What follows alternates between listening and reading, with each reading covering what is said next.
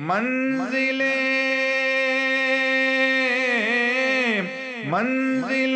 مقصود کا رستہ ہدایت آپ کی. تو طالوت کو بادشاہ اللہ کے نبی نے بنایا. اور یہ طالوت کون تھا؟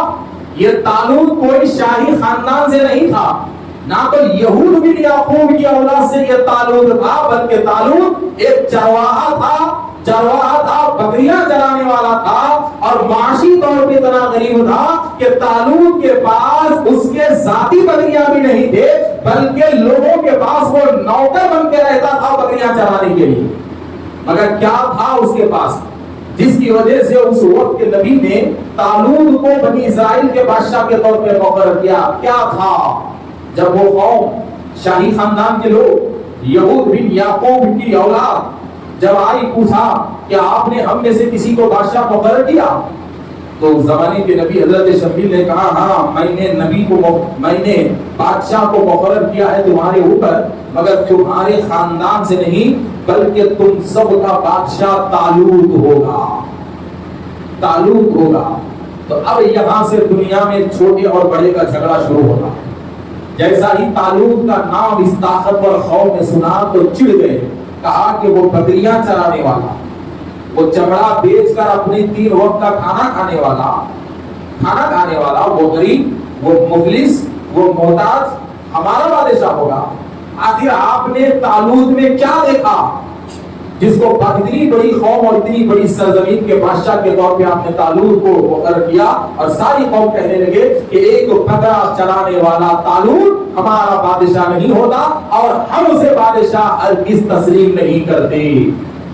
حضرت شبیل نے جواب دیا کہ کیا دیکھ کے میں نے بادشاہ بنایا؟ تو سنو، آپ کہتے ہیں کہ وہ تم سب میں زیادہ بہادر ہے اور وہ تم سب میں زیادہ علم والا ہے، تم سب میں زیادہ بہادر ہے اور تم سب میں زیادہ علم والا ہے، اور بکریاں چرانا اس کی حلال روزی کا ذریعہ ہے.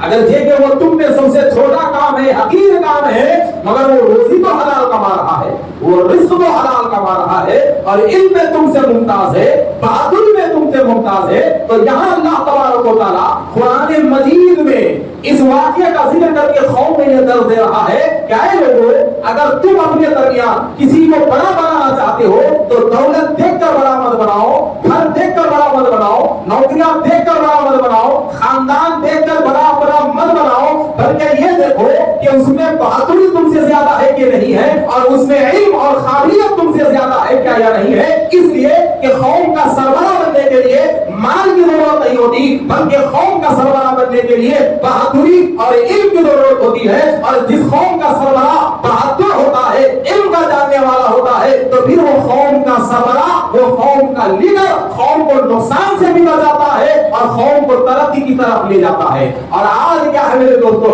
آج ہم دیکھو، ہم اگر کسی کو اپنا لیڈر مقرر کرتے ہیں، اپنا قائد مقرر کرتے ہیں، یا کسی مسجد کا صدر مقرر کرتے ہیں، یا کسی ہمارے گروپ کا امیر مقرر کرتے ہیں، تو ہم نہ بہادری کو دیکھتے ہیں، نہ علمی لیاقت کو دیکھتے ہیں، نہ ان کی قابلیت کو دیکھتے ہیں. اگر پوچھا جائے کہ بھائی تم نے انہیں صدر بنا دیا ہے، انہیں اتنا بڑا لیڈر بنا دیا ہے، محلے کا اتنا بڑا تم نے قائد بنا دیا ہے، کیا دیکھ کے بنائے؟ تو کیا بولتے؟ ارے بھائی پیسے والا ہے، وقت ضرور کام آئے گا. تو ہر ہفتے مطلب پیسہ قارون کے پاس بھی تھا، شداد کے پاس بھی تھا، فرعون کے پاس بھی تھا، دنیا کے بڑے بڑے ظالم بادشاہوں کے پاس بھی تھا. تو پیسہ اور دولت کسی قوم کو نہیں بچا سکی. اگر قوموں کو زندہ رکھا گیا اور قوم زندہ رہی، قوم کا ضمیر زندہ رہا، قوم کا احساس زندہ رہا، تو قوم اپنی بہادری کے بلبوتے پہ زندہ رہی اور قوم اپنے علم کے بلبوتے پہ زندہ رہی. جس قوم میں بہادری نکل جاتی ہے اور جس قوم سے علمی قابلیت نکل جاتی ہے تو پھر وہ قوم کمزور کہلاتی ہے.